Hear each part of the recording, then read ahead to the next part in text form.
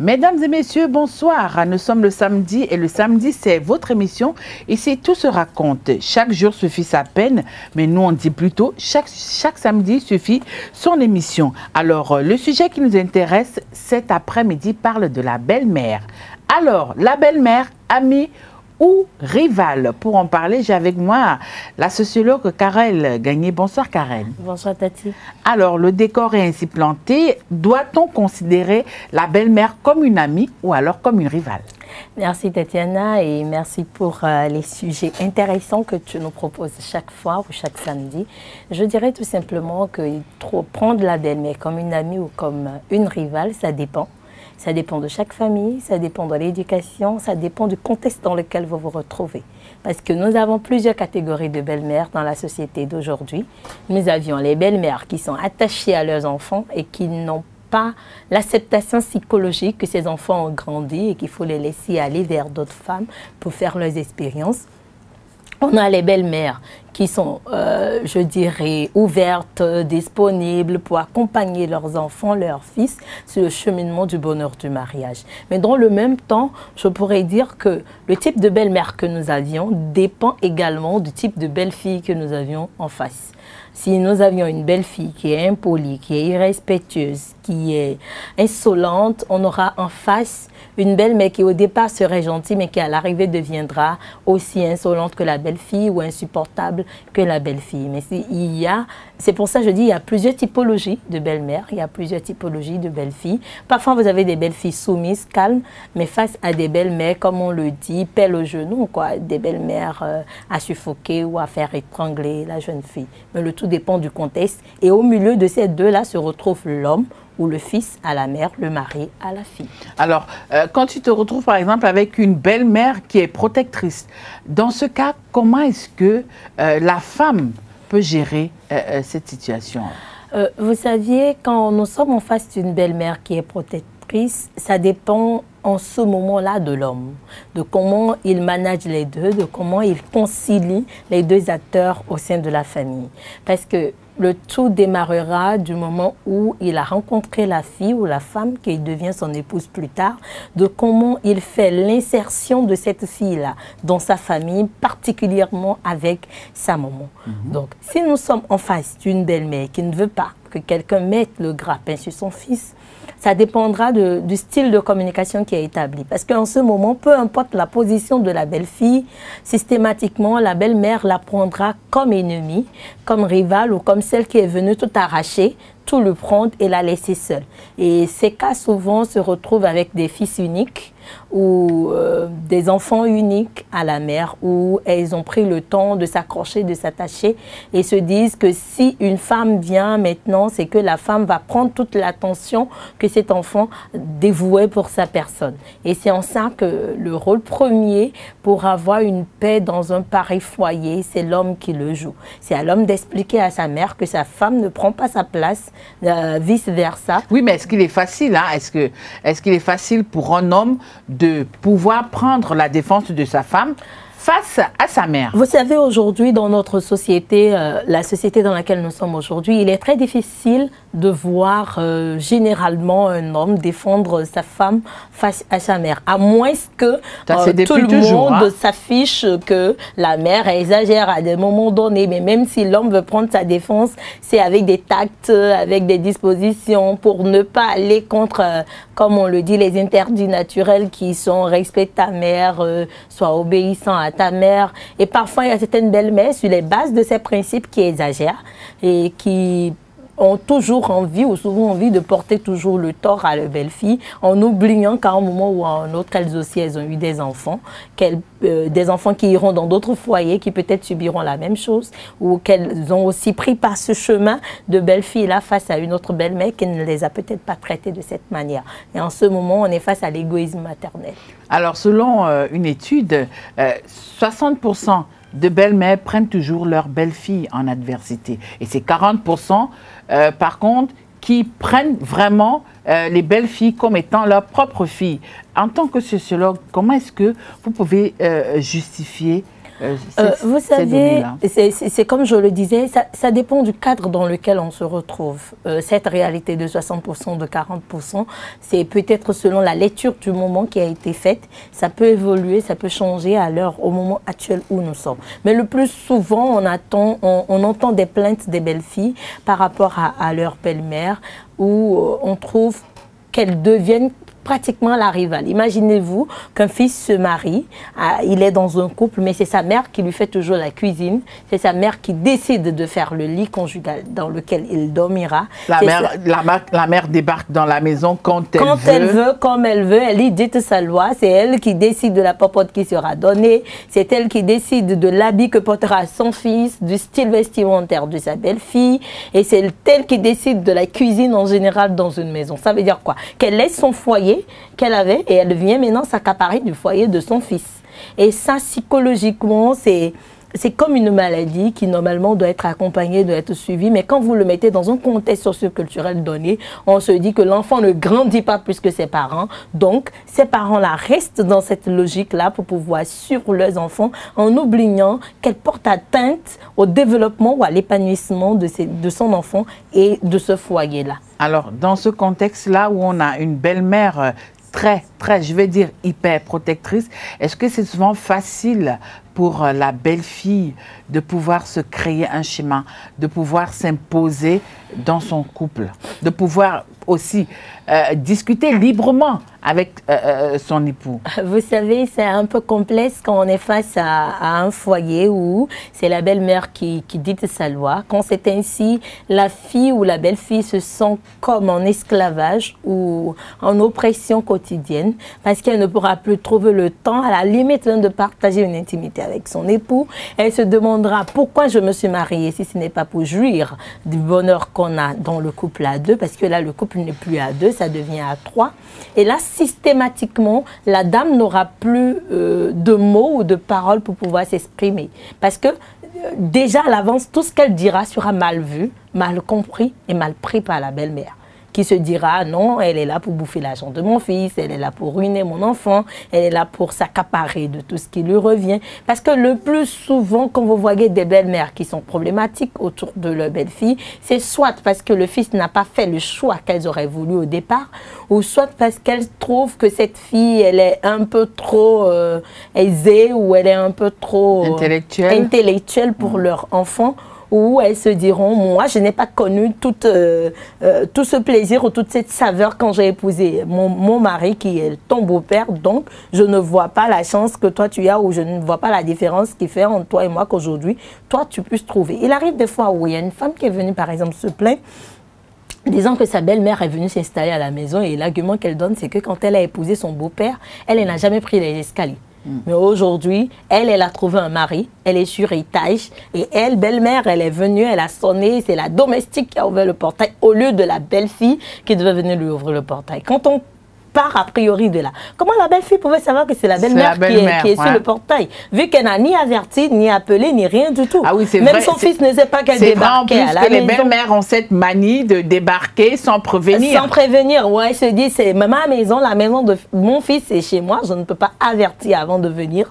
Et quand elle débarque, la pauvre ne pouvant pas savoir que c'était la belle-mère qui est là, on voyait les domestiques aller ouvrir le portail, elle trouve que c'est inadmissible de la part d'une belle-fille d'agir ainsi, et que de 100 ans, elle n'a même pas eu de sonnerie ni de maison à étage. Et cette histoire a créé plein de problèmes au point où il a fallu qu'il y ait une belle-sœur un peu éclairée dans cette belle famille pour pouvoir défendre la dame. Sinon, tout le monde a trouvé qu'elle avait tort de ne pas aller ouvrir le portail à sa belle-mère. Je dis, mais attention, elle n'est pas Dieu. Elle ne pouvait pas savoir que c'était elle. Mais du moment où elle est rentrée et qu'elle a accueilli, elle a installé, déjà que la belle-mère a vu que c'est la domestique qui a ouvert le portail, le déclic est créé, l'écart est là et les problèmes sont là. Le soin à la venue du fils, elle trouve que sa femme est impolie, elle trouve que ce n'était pas la bonne épouse qu'il fallait. Et parfois même dans ce registre de belle-mère-là, vous passez de l'étape monogamique à l'étape polygamique parce qu'à un moment donné, elle veut imposer une nouvelle femme à son fils, se disant que peut-être que cette femme prendra plus soin d'elle que celle qui était là en première position, en oubliant que pour former un foyer ou un couple, ce n'est pas par imposition, mais c'est par sentiment, c'est par entente, c'est par complémentarité. Dites-nous un peu, qu'est-ce qui justifie le fait que quand vous êtes en amitié avec un homme, sa mère est celle que vous souhaitez avoir comme une belle-mère. Elle est la plus gentille. Vraiment, elle vous prend comme sa propre fille. Mais une fois que vous êtes mariés, la donne change. Elles deviennent de véritables tigresses. Oui, je peux l'expliquer sur deux éléments. Ouais. Le premier élément est que au départ, elle se disait pas que vous allez épouser son fils. Elle se dit c'est juste une amitié passagère.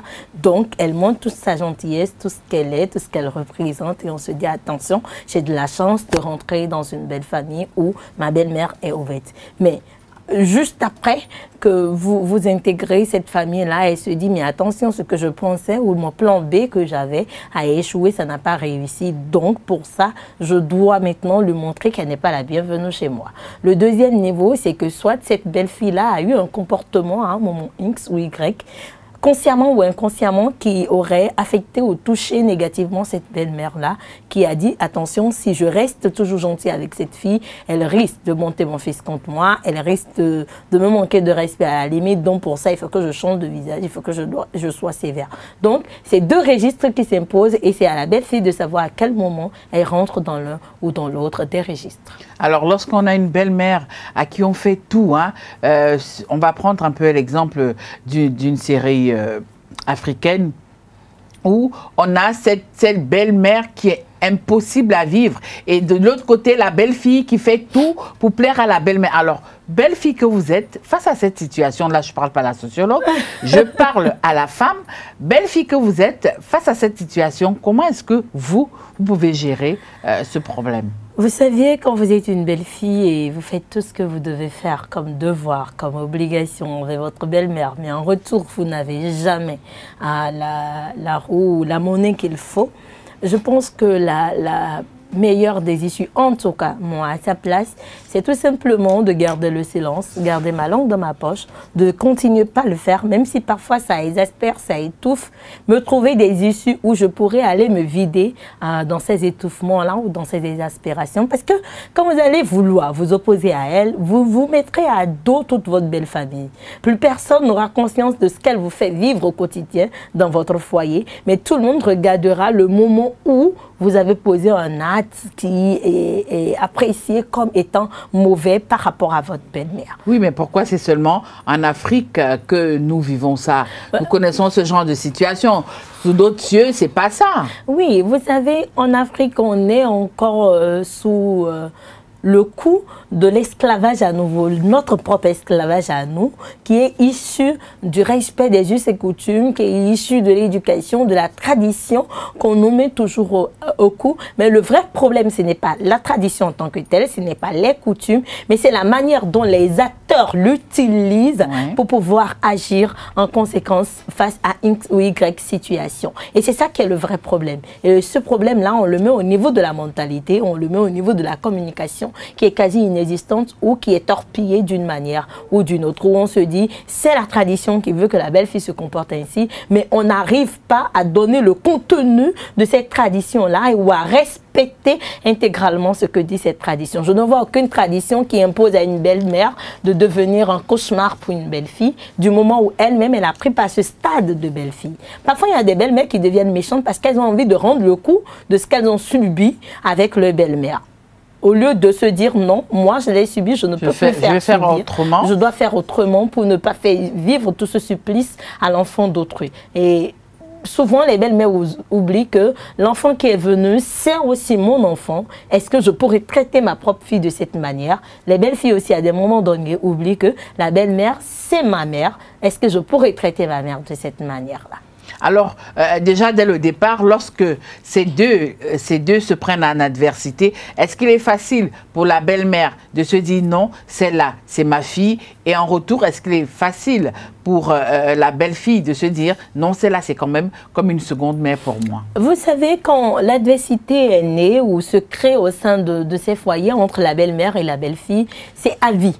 C'est difficile à un moment donné de dire que Is laisse tomber sa position pour passer à autre chose, à moins que ces deux-là traversent une épreuve vraiment difficile qui leur impose une réconciliation. Peut-être la maladie du fils en question qui est disputée, ou peut-être une révélation qui leur impose cette réconciliation familiale-là. Sans quoi, quand le départ est mal pris ou quand le démarrage est faussé, c'est compliqué de rattraper cela en cours de chemin parce que chacun psychologiquement est ancré sur sa position et se dit ce n'est pas moi qui ferai la courbette, ce n'est pas moi qui reviendrai en arrière. Donc on maintient inutilement cette position-là de rancœur, de guéguerre dans le foyer. Alors justement, parlant de guéguerre, est-ce que entre ces deux personnes qui donnent l'amour à une seule et même personne, c'est-à-dire la femme qui donne l'amour à son fils ou la jeune fille qui donne l'amour à son petit ami, la maman donnant aussi l'amour à son fils, est-ce que ces deux personnes, à savoir la belle-fille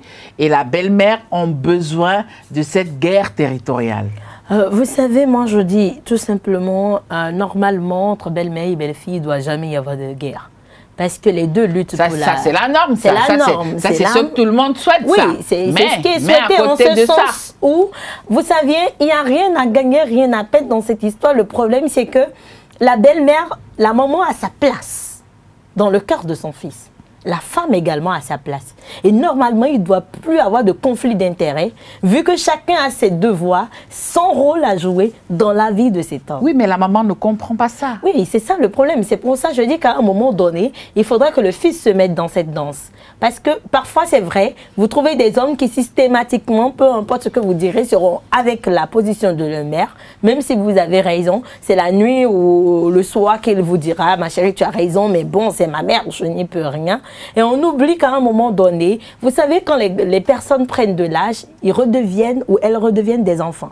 Qu'il faut rééduquer, qu'il faut réaccompagner ou il faut leur réexpliquer des choses. Donc, c'est en ça qu'il faille que les fils aussi se mettent dans la donne pour expliquer à leur mère de manière très cohérente, simple, amicale et respectueuse.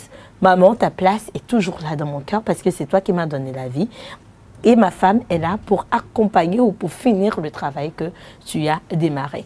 Une mère, par exemple, ne peut pas tenir le lit pour son fils. Ce serait une aberration. Mais il y a de ces belles-mères qui viennent carrément se coucher. Oui, c'est le lit conjugal. Oui. Et quand moi j'entends ces histoires-là, je me dis, mais merde, on est dans quel pays? Elle ne peut pas venir rester dans le lit conjugal de son fils. C'est impossible. C'est une aberration. Elles le font. Elles disent, mon fils, c'est mon mari. Mais je dis, non, attention, il y a de l'inceste qui se crée. Ton fils, c'est ton fils, tu l'as gardé pendant 9 mois, tu l'as mis au monde, tu l'as éduqué. Mais dès qu'il a atteint l'âge mature pour aller en foyer, tu le laisses aller. Parce que c'est une forme d'éducation, c'est une formation de vie que lui-même, il doit se créer en ce moment-là. Mais quand tu dis c'est mon fils, le fils qui avait 5 ans, à 25 ans ou à 30 ans, ce n'est plus le même fils. Et il y a certains moments qui se disent, c'est moi, j'ai vu couper son zizi, c'est moi, je lui ai mis de l'eau chaude là-dessus. Mais attention, le zizi de l'enfant qui a 5 ans, le zizi de l'enfant qui a 30 ans, ce n'est plus pareil. Oui, mais la mère ne voit pas ça. Pour elle, le zizi de son fils reste le zizi de son fils. Qu'il soit grand ou qu'il soit petit. Oui, mais c'est ça le vrai problème. À un moment donné, ce zizi n'a plus d'apparence pour la mère, mais plutôt pour l'épouse qui est venue. Et c'est ça qu'il faudra que beaucoup de belles-mères comprennent. Oui, vous êtes la maman de nos époux.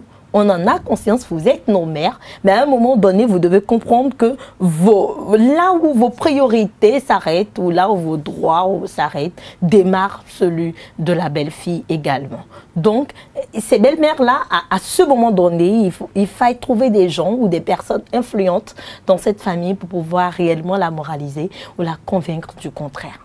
Alors, lorsque une belle-mère décide de venir s'installer chez son fils, généralement, elle fait voir de toutes les couleurs à sa belle-fille. Alors, est-ce que cette belle-fille-là peut vraiment être à l'aise? Est-ce qu'elle peut se sentir à l'aise? Et la sociologue que vous êtes, est-ce qu'elle n'est pas exposée à une certaine dépression? Vous saviez, quand vous vous retrouvez avec une belle-mère à problème, qui plus est bien s'installer dans votre maison, moi, j'appelle ça souvent l'ouverture ou la porte au scandale quotidien. Parce que tous les jours qui passeront, déjà qu'au moment où vous étiez avec son fils au départ, elle n'a pas accepté, et vous avez tenu jusqu'à rentrer dans un foyer ou dans le foyer avec son fils, et qu'elle laisse son domicile à elle et vient s'installer chez toi, c'est comme creuser sa propre tombe à un moment donné si vous n'êtes pas forte psychologiquement ou si vous n'avez pas d'autres remparts d'appui pour tenir. Parce qu'à aucun moment, le fils ne lui dira « Maman, tu as tort ». Quand par exemple, je prends la série télévisée de Ma Famille qu'on a tout le temps eu à suivre, vous voyez combien de fois la maman de Michel s'impose dans le foyer avec une belle-fille qui est toujours silencieuse, qui est toujours soumise, mais elle trouve que ce n'est pas le choix qu'elle voulait pour son fils, que cette femme est trop intellectuelle, qu'elle bouffe l'argent de son fils. Mais quand vous regardez de l'autre côté, la dame endure déjà la souffrance de l'homme qui court toutes les femmes dans la ville et endurera encore la souffrance de la belle-mère qui ne la comprend pas. Alors que cette belle-mère n'a jamais eu ce problème quand elle était... Une belle-mère qui veut surtout une femme du village. Du village pour son fils. Mais qu'est-ce qui lui donne la garantie qu'une femme du village serait pas pire que celle de la ville? En fait, c'est ça le problème réellement. Ça dépend du cliché de belle-mère que vous avez en face de vous. Si vous avez une belle-mère comme celle-là dans ce feuilleton, c'est bonjour la porte de la mort parce que la dépression est sur 300% à 400%. Parce que c'est une belle-mère qui ne permet jamais à sa belle-fille de parler. C'est une belle-mère qui ne permet pas à sa belle-fille de faire la cuisine. C'est une belle-mère qui débarque et qui fouille votre chambre comme si c'était la sienne. Oui, c'est ma belle-mère, je lui dois du respect, je lui dois de l'obéissance, mais j'ai aussi mon espace, mon territoire qu'elle a l'obligation de respecter parce que moi, ma mère n'enquiquine pas son fils à ce point-là. Et c'est ça aussi le problème qu'on a aujourd'hui dans la société. Mais au quart du tout, on se dit en tant que belle-fille, si tu veux rester dans le foyer, tu es obligée de fermer la bouche malgré toi. Alors, pourquoi est-ce que les mamans ont du mal à couper ce cordon ombilical? Vous savez, le cordon ombilical entre mère et fils ne peut jamais se couper. Jusqu'à un moment donné, elles doivent accepter, laisser libre cours à la femme qui débarque dans la vie de leur fils. Mais c'est ça qui est difficile. Justement, c'est difficile en ce sens où, c'est ça je disais, si par exemple, la belle-mère a son occupation, elle a son mari, et où elle a plusieurs enfants, je ne la vois pas toujours laisser tout son foyer aller débarquer dans le foyer de ses enfants pour créer un scandale. Premier niveau. Deuxième niveau, si c'est un enfant unique, c'est bonjour les dégâts parce qu'elle se dit je n'ai plus d'autres enfants vers qui discuter ou parler, donc je dois m'accrocher à ça. Mais en ce moment-là, ce qui est souhaitable aurait été que cette belle-mère-là puisse prendre sa belle-fille comme le deuxième enfant et les prendre tous les deux comme son enfant et vivre avec les deux. Et là, on a moins de problèmes. Vivre avec son fils. Quand votre fils se marie, ça ne veut pas dire qu'il n'est plus votre fils. Non, le cordon ombilical est toujours là. Juste qu'il ne sera plus dans le présentiel avec vous. Et c'est ça que les belles-mères doivent accepter aujourd'hui. Vous avez gardé votre enfant pendant 9 mois, vous l'avez gardé tout le temps, jusqu'à l'âge où il décide d'aller en mariage. Laissez aussi l'opportunité à l'autre de s'en occuper. Parce qu'une chose est claire, vous mourrez avant votre fils. Et si vous mourrez, qui s'en occupera? Vous n'avez pas de la tombe venir vous en occuper. Mais si vous ne mourrez pas avant votre fils, parce que oui, on assiste souvent à ces cas-là où c'est le fils qui part et puis la belle-mère reste, hein. Oui, il y a de ces cas-là qui ne sont pas toujours souhaités parce que dans le fonctionnement normal, c'est pas hiérarchique, quoi. Mais si ça arrivait que l'inverse s'impose à vous, en ce moment-là, oui, beaucoup en souffrent. Mais est-ce que vous avez permis à votre fils de vivre réellement la vie qu'il lui fallait avant qu'il ne parte avant vous? C'est là le problème. Alors, la sociologue que vous êtes, hein, d'un autre côté aussi, nous avons des belles-mères 5 étoiles, des belles-mères qui n'embêtent pas, des belles-mères où on a envie de rester tout le temps avec elles. Alors, qu'est-ce qui peut justifier ce paradoxe entre les belles-mères des tigresses et les belles-mères 5 étoiles où, quand tu vas chez ta copine, tu vois celle avec sa belle-mère, tu dis, oh mon Dieu, si je pouvais avoir une belle-mère comme ça, si on pouvait changer de belle-mère. C'est vrai qu'il y a un côté... Vous l'avez dit tout à l'heure, il y a le côté éducationnel, mais la sociologue que vous êtes... Oui, vous savez, dans la société, on n'a pas les mêmes choses sur tous les plans. Quand on a le bon, on a le mauvais. Quand on a le mal, on a le bien. Donc, c'est des choses paires qui arrivent. Quand on a la bonne belle-mère, il y a aussi la mauvaise belle-mère. Priez pour ne pas tomber sur la mauvaise, c'est l'important. Alors, en tant que sociologue, hein, est-ce qu'on peut avoir quelques solutions d'approche, histoire de ne pas souvent... tomber au travers de la loi traditionnelle, c'est-à-dire même si la belle-mère nous enquiquine, même si la belle-mère, elle est impossible à vivre, mais qu'on essaye toujours de garder le... Oui, arriver à garder la tempérance face à ça, c'est un exercice difficile, mais il faut réussir à le faire. Premièrement, il faut arriver à prendre la belle-mère comme la vôtre, comme votre propre maman, comme votre mère. Donc, a priori, tout ce qu'elle vous dira, ce sera comme de l'eau versée sur le dos du canard. Et secondo, il faut que les belles filles qui ont des belles-mères tigresses arrivent à trouver des issues échappatoires. Si c'est du sport, mettez-vous au sport, mais trouvez un moyen de vider ailleurs votre stress que dans le foyer. Parce que ça va vous nuire, ça va nuire à votre couple et ça va nuire à vos enfants. Donc, il faut avoir une forte mentalité face à la belle-mère que vous avez. Il faut vous adapter au fonctionnement de cette belle-mère-là et le reste, ajoutez-y de la prière. Voilà, merci à vous, hein, chers internautes, chers téléspectateurs. Pour ce samedi après-midi, nous avons parlé de la belle-mère. Belle-mère, amie ou rivale? Oui, la sociologue a essayé un tant soit peu de nous dire. Il peut arriver des moments où nous rencontrons des belles-mères tigresses ou alors des belles-mères 5 étoiles. Mais de grâce, chère maman, chère belle-maman, nous souhaiterons vous avoir tout le temps comme des belles-mères 5 étoiles. Merci, bon après-midi.